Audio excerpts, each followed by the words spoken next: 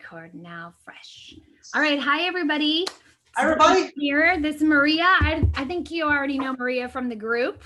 Maria Rieger. She's a resident mama here, writer. She wrote the Gemini Child book and the Scorpio Child book, right? That's right. Awesome. But you're writing some fiction as well. You write? Yes, I have 2 lines of fiction. Yeah, I have 2 lines of books. I have nonfiction and fiction. So the nonfiction is the parenting, positive parenting with astrology stuff, and the fiction is contemporary romance, romantic suspense. Yep. So nice. I like to write. Well, doesn't every Gemini, or no? Maybe most of us. I will give everybody a few minutes just to sort of maybe jump on. But what we're going to do is we're going to do a little review since it's Mercury Retrograde station. It officially goes to retrograde tomorrow. But we did a talk back in when we had the Scorpio retrograde last year. And all of them were in water last year. And so now we're kicking off 2021 with our first Mercury retrograde. And this one is in Aquarius. And all of them are in air this year. Right, Maria? So what do you think the significance of all air is? I'll let you one good thing about it is being in air. So Mercury rules communication, how we reason, how we apply logic, how our brains work. It also, Robert Hand pointed this out, I think this is very interesting. Mercury in your natal chart also represents how you can see another person's point of view. So if you have your natal Mercury, a fire signs are very ego-oriented, it's harder for you to step into the shoes of somebody else. If you have Mercury and air sign, it's easier for you to do it. So I think the fact that all the Mercury retrogrades are going to be in air signs this year will give us kind of a necessary detachment to take a step back and look at things from more of like a 1,000-foot view. And that it's helpful because it's easy for us to get wrapped up in our emotions, right? Especially given the times and all the changes. So Mercury retrograding in air signs will direct the energy inward, as we talked about in the last video, but it will also give us the ability to kind of look at things from a more clinical, detached point of view, which is necessary so that when Mercury goes direct again, we can make any changes we need to, we can make decisions about things occurring in our lives. So that's what I'm looking forward to, is that it will give us that detachment. I think it's so important and necessary for this time, because it's so important right now for us to really have some perspective and to really listen more than we talk and to consider the other perspectives in order to, find some ways to get along and reconcile and things like that.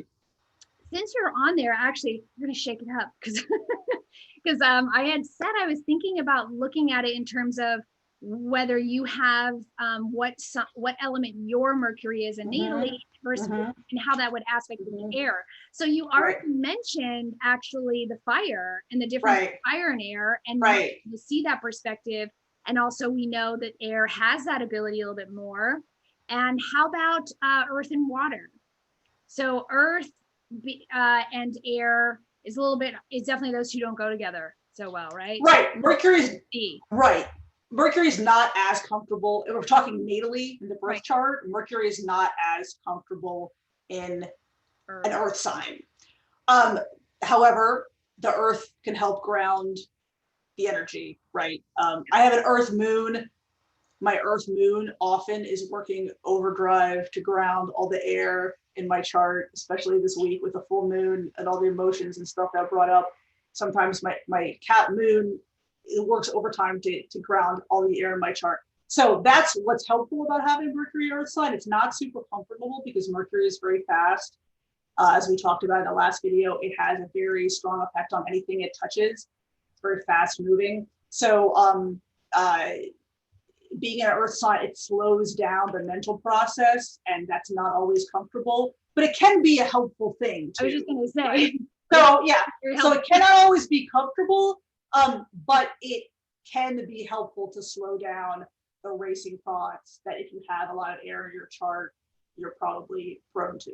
Yes. I don't have a ton of air, but I have Saturn in Taurus. So I definitely look to that to like slow down and ground. And I find as a heavy air person, Right. Getting in my body and grounding is one of the most Right. important and valuable tools. Absolutely. For me to be like, absolutely.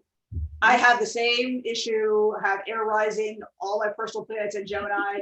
It's yes, meditation, walks outside, exercise, journaling, all that stuff helps ground me. Right. That's necessary. Right. One thing I want to point out really quick, this is a little bit off topic. Yeah. But I don't know if we've mentioned it before, but Saturn being in Aquarius, in traditional astrology, Saturn actually co-ruled Aquarius. Right. So it is not an uncomfortable placement, because I see that a lot, like, oh, it's an air and Saturn likes to be in Capricorn. It's not an uncomfortable placement. So I want to give everybody some hope and things to look forward to. Exactly. So I find it helpful. It's a helpful placement. If you have Saturn in Aquarius natally, it's a good placement.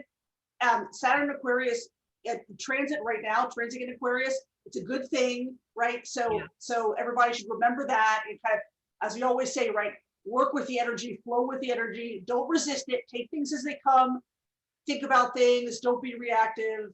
Yeah, I think that's where it's really helping with all the other heavy energy. Right, that's really helping to ground that in something, so that it's not just wild electricity everywhere and lighting up and glitching everything. There's that, okay, slow down, that reminder to slow down and ground and think and take your time and trust in time and on the divine timing and all of that. I totally agree. It's a great point. And then how about water? Now I know my everybody is a water sign, so I think that's how that's manifested for me this week already. Right. So my son has Mercury in Scorpio. It's not always comfortable because the water signs live on their emotions, right? They act more based on emotion than on logic. So not always a comfortable placement. So Mercury likes to be detached, right? But it may help them learn to articulate their emotions as they happen. That's a good thing. So water, if you have Mercury in a water sign, the child has Mercury in a water sign, the parent's gonna maybe have to work a little extra hard to understand what their thinking process is. Especially Scorpio is very secretive. I have to do that with my son. I just have to kind of hang out with him like in a pressure-free way, and eventually he'll tell me things. But if you ask him, everything's fine, no, yes, whatever. But if you just hang out with him, eventually, like, all this stuff that he holds in comes to the surface, it bubbles up right to the surface, and then he'll talk about it. Sometimes through an emotional outburst, I'm like, okay, this is what's going on. Yeah. This is what's going on. Right. So it's essential for the parent to remain calm, as we know, right? With the water sign kids, essential for the parent to remain calm. I say this all the time, stay calm. Exactly. If you have to go to another room, go. If you have to go to your car for a few minutes, go. I have done all those things. I have gone outside and taken a few deep breaths. Yeah. I have done all those things. So yeah. I usually grab my son. He's Pisces, and so his Mercury's also in Pisces, and he'll have like this breakdown, and I'll just grab him and hold him. Yeah. So at this I'll do that to my son too. I'll do that to my son. Yeah. I'll hold him too. Yeah. And I'm like, it's okay. I get it. I know it sucks, and he had a breakdown about some stuff this weekend that we were having tech issues. But yeah, so that can definitely come on as breakdowns and a lot of hurt feelings, a lot more tears and stuff. But cool. Well, I think that can give people a little bit of idea right away to go, well, my child's has a water, Mercury, air, and give them a little bit of sense of that. So you kind of touched on it, but Mercury, maybe do your overview of Mercury that you did. Give them a little nudge. Absolutely. So Mercury kind of in the natal chart, right? Yeah. Okay. Yeah. So we said a bit before, so I'll try to be brief. So look at Mercury in the natal chart as far as house position and sign position. Okay. So we talked a little bit about the sign position already, right? The house position of Mercury will tell you the communicative themes that will be prevalent in your life, and also kind of the logical, cerebral issues that will be present in your life, right? If you have a seventh house Mercury, like the men in my house do, you're going to need to communicate about relationships, and you need to communicate with the other in your relationships, whether it's your partner, romantic partner, or your parent. In the case of my son, he has to communicate with me, right? So that's important. So it also, as we talked about, tells you how you see another person's point of view. It tells you how you reason, how you apply logic, how your brain functions, your reasoning capabilities. It also rules transportation and movement. It's a little less relevant for our topic here today, but that's what it's going to tell you kind of in a general framework, right? So look to the house position too. I just want to remind parents to do that when they're looking at their children's charts. That's important. So Mercury, a fourth house Mercury, that child would really need to communicate about home life, home issues, things in the home, right? So especially for when they're younger. Now, sorry, go ahead. And that wherever that placement is too, you're saying that's how they see other people. So say if Mercury, then perspective to seeing other people, like their home lives or their perspective on home is reflected. You know what I'm trying to say? Could be. Yes, it could be. Yeah, for the house position, it could be. Right. Okay. It'll tell you how you see another person's point of view, because Mercury is very closely aligned with Gemini, right? Robert Hand says it's almost like a perfect match as far as planet and ruler and sign. So Mercury likes to be detached, sometimes too detached, right? So that's the other side of the coin. You don't want to be so detached that you're detached from your emotions. You want to be able to recognize and validate the emotions, right? So don't always go too far in that direction. But yeah, Mercury will tell you how you see another person's point of view. So if you have Mercury in a fire sign, you're going to have to put a little bit more effort to do that. That's been my experience when I look at charts and talk to people. It's possible, especially given other energies going on in the chart. Just it's something to be mindful of, especially because kids, their natural development as they get to be preteens and teenagers, they are naturally ego oriented. In fact, I get a lot of questions from parents: is my child a narcissist? No, he's just a teenager. That's why they don't diagnose narcissistic personality disorder until the kids are adults, because their brains are still developing until they're like in their 20s. Yeah. So, So I get a lot of questions from parents about my child is selfish, my child is ego oriented. Well, that's actually natural development of children, preteens to teenagers. So I would not give the child too hard of a time. Definitely help empathize. And one of the ways we talked about this last time too, one of the ways you develop empathy in a child, probably the strongest way, is to show empathy for the child, the parent showing empathy for the child. And I've seen that in my son. It takes a while, but when you model the behavior you want to see, you do eventually see the behavior. You do see it. You treat them as you want to be treated, right? So that's definitely something I think that's relevant to bring in when we're talking about Mercury. Gotcha. Yeah, the natal chart. Oh, and the other thing we wanted to mention was that if you were born under a Mercury retrograde, and we'll get to the tips for Mercury retrograde coming up. If you were born under Mercury retrograde, you may weather Mercury retrograde season a little bit better than other people, right? Because it's kind of business as usual for you. But I'm always interested in talking to people who are born under Mercury retrograde to see kind of how their communicative issues are, how their brain works. It's very interesting. Yeah, so, but that are all like, oh yeah, I'm always second guessing or thinking. Putting over. They're always thinking. Also, they're spending a lot of mental energy on what other people think. Yeah. Oh yeah.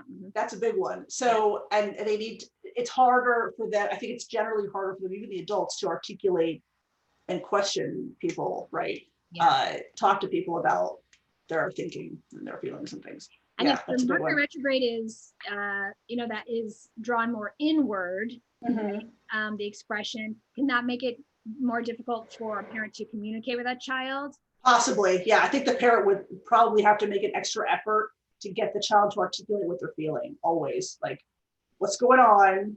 Is it this? Is it this? Yeah. And try to draw out. And sometimes it's just a matter of spending, like you said, spending one-on-one time with the child, and the child will when the child feels safe, they will naturally open up to the parents, right? When they feel safe, when they do not feel judged, when they know the parent will not overreact to whatever they tell them, they will naturally open up to parents, right? And that's especially if the child was born under Mercury retrograde, you're gonna have to make an extra effort for that. Yeah. And I think in general, when you have a different Mercury than your child, and there can be, like I have here, is to not judge, because it's like it has to be practice, because if he feels understood or he's not understood and he feels like something's wrong with him, then we have a problem. So I want to always be mindful that I'm not coming off as something's wrong with you because I don't understand you, or judging him in some way.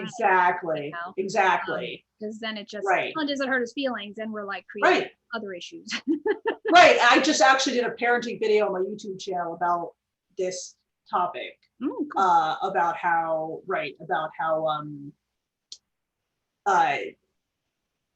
it's okay to let your kids say no to you once in a while, always in a civil, respectful way. Because they cannot say no to the parents, who can they say no to? Is they start practicing boundaries and independence at home in the safe space with the parents first. So, and when you hear your child say no, it's easy for the parent to take it as a rejection or as disobedience, and it's not. 99.9% of the time, it's not. So I give some tips for kind of handling that. When the child says, no, I don't want to do X, or I don't want to do this, instead of becoming more authoritarian, flowing with the energy, right? Well, sometimes it's just a matter of staying silent for them to ruminate. And sometimes it's a matter of, okay, well, what would need to happen for you to be able to do this, right? Or, so you have to, that's the kind of thing we're talking about, where the child, when you don't overreact, the child feels so safe with you. Yeah. And like, you don't, my son has told me all kinds of stuff. And, you know, even just stuff about how his mind works and deep things that he's thinking about, because, and sometimes it's stuff that as a parent makes you feel a little bit concerned, but you can't overreact, right? Because you want them to talk to you. You always want your kids to talk to you. God forbid something bad happens to them. Right. You want them to go to you, right? So that's all. So, you know, I always think of Mercury when I think of these topics, because we're talking about communication, putting yourself in somebody else's shoes, right? And how the brain works. So yeah, that's true. All important stuff.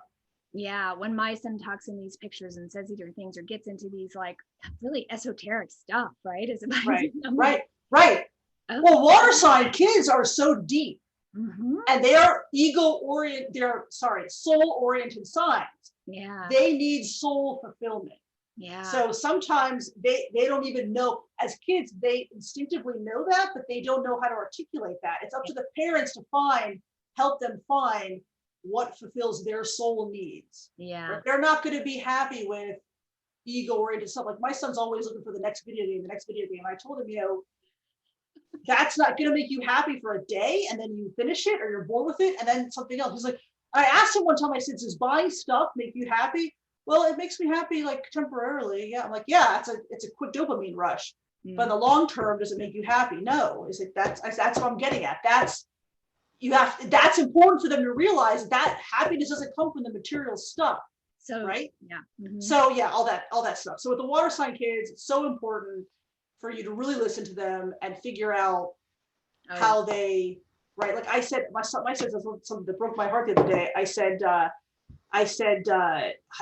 him, I said, I'm just feeling lonely this week. You know, sometimes you have these weeks where you just kind of feel more lonely than usual. This is over Christmas or after Christmas. And he looked at me and he said, Mom, that's my life. And I was like, oh God, I'm so sorry. Why are you lonely? Right? Like, what can we do so you don't feel lonely? So we made some safe play dates with friends. And we talked about the plans we're going to do with friends soon, like as safe as we can. But it broke my heart. Like, I don't want to hear he's lonely, right? Because he's an only child, like yours is. I was just going to say about the same thing from yeah. So that's, you know, it's important that we create the space for the kids to tell us all that. And that's where I have to not judge, because his only social outlet has been video games with his friends. Yes, exactly. No, like I really like it's. I know this is for a lot of parents who are like the screen time's gone out the window. No. Yeah. And I'm like, and bedtime on weekends, forget it. It's like we're up till midnight. It's ridiculous. Yeah. So there's no. Yeah, I'm like, it's his only social outlet. I have to like just. It's not going to be forever, and you know. But that's something I logically go, what's happening? Why too much video games, too much, you know? Right. But he's doing well in school. He got an academic achievement award, so obviously he's managing his school, even though he has his moments. Good for him. Great, you know, you're hanging in there. Yeah, it's important that we say that, right? You're doing great. You're really proud of your hard work. Yeah. My son's been very diligent about doing his schoolwork. Thank goodness. So I feel like I just keep my head above water half the time. So so I told him, I said, I'm really proud of you for being so diligent with your schoolwork. I really haven't checked anything, and you're on honor roll. I haven't really done anything. You're ahead. I mean, and that's what you want. You want them to be, independent and doing their stuff. Yeah. I've been doing that too. And I'm like, I haven't been checking his work or anything. I was like, I'm going to let you manage your time today. I'm going to let you get your stuff done, see how you do. And so even though these have been really hard times, it has, I think, allowed these kids to step up, and they're so savvy. They're giving awards on tech digital citizenship because they're helping everybody. That's fantastic. That's fantastic. So, okay, perfect segue back into retrograde, because there will be tech issues, I'm sure. Yes, I've already had some yesterday. Great. Yep. All right, so general tips of Mercury retrograde. We know all the rewords, right? Right. So revisit, rethink, reflect, reconsider, release, right, restore, right, revise, all that stuff. Right. And definitely taking deep breaths. I think that's another big thing about the air qualities this year is remembering to breathe. That's going to be a salvation for all of us, just to breathe. Roll with it, expect the glitches, expect the bumps in the roads, back up your stuff, be prepared as you can be, and then still roll with it. Right. But those are general things, check your email, the information you're sending. Right. There's going to be missed things, but for like Mercury retrograde in Aquarius, certain things about that are like compounded, like obviously the tech troubles, but confusion and lack of focus, or having just too much going on. We're like up here, and I think again that breathing and grounding in is helping us. Yeah, you want to talk about some tips for actually Mercury in Aquarius. Right. So that's great what you just said, because obviously Uranus is associated with Aquarius, and I mean, since the conjunction, I've had off and on like tachycardia, and I feel like just you got electrical charges, because I've got a first house Uranus too, and I've got Uranus in my T-square, and it's just terrible. So I feel like almost electrical charge going through the body half the time, trouble sleeping, all that stuff. So if you are experiencing that is normal, and it is temporary. I just want to make that point. It is normal and temporary. Please do everything Dominique just said. Exercise, walk outside, spend time with loved ones, just pressure-free time, even just watching TV, playing games, meditation, journaling, writing, walking the dogs, all that stuff is going to help ground you, because the energy does tend to do that. And the transit these planetary transit energies are temporary, and they're evening out right as we get into February, and by March things are going to be a lot less hectic for us energy wise, hectic and chaotic.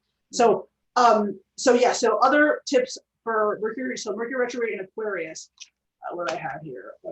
Okay, so one of the things that we mentioned earlier, so because Aquarius is concerned with the collective and how the individual fits into the collective, how the individual fits into society, Aquarius defines themselves by their relation to the group. It's not a super individualistic sign. It's called that a lot, but it always defines itself in relation to the larger group, the larger collective. So during the retrograde in Aquarius, I would think that energy would compel people to think and ponder on how they fit into society at large, how they fit into the collective, how they fit into the group, to their tribe, to their family. Right, to their family. So think about that. Again, do all the tips that Dominique said. Do not react. Pause, reflect before you act, and make any decisions, especially decisions that will profoundly affect your life.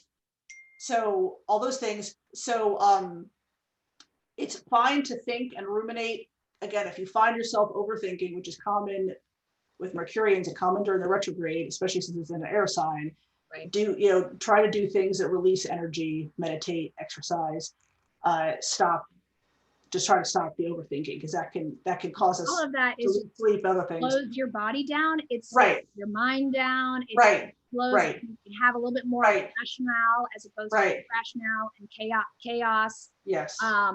Yeah, absolutely. And like the little misunderstandings and squabbles and petty arguments. And we might see some of that between, even if it's virtually, more squabbling online. Maybe we're hearing our kids arguing with their friends online a little bit more, or like miscommunications and like little squabbles and feeling like, oh, they don't want to play with me anymore. I don't fit in, you know, those kinds of things that come up sometimes could be a little bit more prevalent, I think, during a Mercury retrograde in Aquarius. Yeah, I thought that was those were good. Rational, upset, definitely being sort of frustrated when they are not understood, lack of focus. But yeah, I think that those are the best tips, and those are a lot of those are overall, because I had looked back at the things that we talked about to better nurture ourselves and our kids during a Mercury retro in general, and I think a lot of those tips are like are regular, like really good habits to be into. Absolutely. You know, I mean, because it's thinking before we speak is important, or, you know, being careful and mindful and patient and calm and not reactionary. Those are all really good things to do all the time. But the thing is, with the energy, the kinetic craziness of air, so much air, and then the retrograde, it just amps it all up. And then it's harder to maintain those routine things and those regular things, and remembering, hard to remember to breathe and slow down and stop and pause. Right. Exactly. So anytime, you know, you feel like you need a break, go ahead and do it. And herbal supplements to help sleep sometimes work well too, especially if you're having trouble with the overthinking at night. A lot of people do. So those are all helpful. Having trouble with your kids having trouble sleeping. I know we had talked about that before. So that's a general thing with Mercury retrograde for kids too. Well, for all of us, really, right? It's a harder time to sleep. Awesome. So I'm gonna see. There's one comment here, and then I'm just gonna see if there was something that you want to share the screen and kind of talk about the dates. Yeah, let's do that. Okay, so I'm gonna share. So you're gonna share, right? Okay. I'm going to share the actual chart for this retrograde. Okay. Hopefully everyone can see that. I'm going to see that shows up here. And this is right here in LA where I am. This is tomorrow. Okay. This is tomorrow. So don't worry about house system, obviously. You can just look at the degree. So 26 degrees Aquarius is where it's stationing here in 28 minutes. Yeah. Perfect. There we go. I want to make sure that that's coming up there. I think so. Yep. Okay. And then it's going to retrograde back. So do you want to walk us through the dates and I can sort of move through? Sure. So it's going to be retrograding officially starting tomorrow, the 30th, and then stationing direct the 20th of February. Is that right, Dominique? Yes. Yeah. Okay. All right. So the shadow period will be like a week and a half after the 20th. Is that accurate, you think? And the retrograde shadow started at the 15th of January. Yeah, so we're definitely in the retrograde shadow. Definitely, like Dominique said, I felt the effects of Mercury retrograde this past week with misunderstandings, some miscommunication, tech troubles, all that stuff. So again, don't assume. This is what I wanted to make this point too. Don't assume you know things at this time. Oh yeah. Don't assume you have the what they say about assuming. Yeah, exactly. Don't assume you have the whole picture. Don't assume you know everything. Right. This is a time for data gathering. This is not a time to make final assumptions and make decisions. It is a time for data gathering. And if you're a Gemini, I'm hesitant to say that because that's all we do. To a Gemini, we want to have all the data before we make a decision. The problem is we instinctively know it is impossible to have all the data about a subject.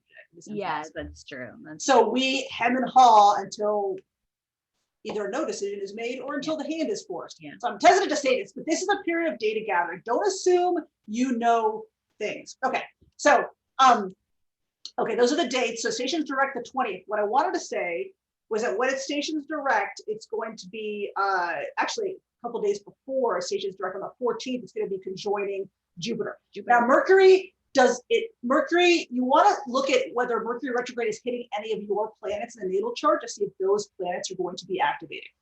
You want to see what house Mercury is going to be retrograding in to see what life themes are going to be emphasize during the retrograde period. That means what themes you're going to be ruminating about and thinking about and data gathering about. And about the 14th, Mercury is going to be conjoining Jupiter, which is, so we had the Jupiter-Saturn conjunction around December 20th, right? So on the 14th, Jupiter and Saturn are going to be about 6 degrees apart. So they're definitely getting further apart. Okay. But they're still technically conjoined about 6 degrees. So Mercury is going to be hitting Jupiter, so hitting that conjunction. So you want to be aware of that around the 14th, 15th of February. Things get a little heated, or you are ruminating about things that happened when Jupiter and Saturn were in exact conjunction on December 20th. You want to be aware of that. You may be ruminating about things that happened then. Again, don't assume you have all the data. Don't assume you know what's going on. Just think about things, data gather, and just try to relax. Got it. So that's the point I wanted to make about that. Right. Awesome. Okay, sorry about that. I was You're fine. Someone was telling me that my volume was fairly quiet, and guest volume is much louder. So I just brought my I'm loud, so it's fine. I'm loud generally. I brought my microphone a little closer, so hopefully that helps. So let me know if it does. But yeah, so those are great things to know, that basically we're going to be revisiting things, that have already we've been thinking about. I mean, I know I've had a lot of things come up in this first month of January that now I'm like, oh, and it's put all of these ideas and thoughts and stuff in my head about what I want to do. But now I'm like, okay, I have to slow down. I've got things I have to complete. I need things that have to be reworked or revised. And I think that with all the energy coming in, a lot of ideas could be flowing, but it's not the time to necessarily like jump and go. It's about, you said, like ruminating and contemplating and playing with that, and just data gathering and writing all your ideas down, and all of that. And organizing. You can organize now too, definitely. Oh yeah, cleaning out, reorganizing. Oh yeah, because I've got like you got your pieces and papers and organizing your projects. What are you going to do first? The steps you need to accomplish those projects. So that's fine to do too, right? I would take this opportunity to do that. For sure. Awesome. I think that's good. I hopefully that we actually are heard and that's better. Okay. She hasn't said, but hopefully everybody can get some tidbits out of what we've done on what we're sharing here. So yeah, we were just chatting for just a half hour. So I didn't want to make them too long because I want people to get the good insight and then move on. So I will stop share here. Hopefully that works. And let me know if anyone has any questions, but also, do you think there are any things you want to close with, highlights about? Because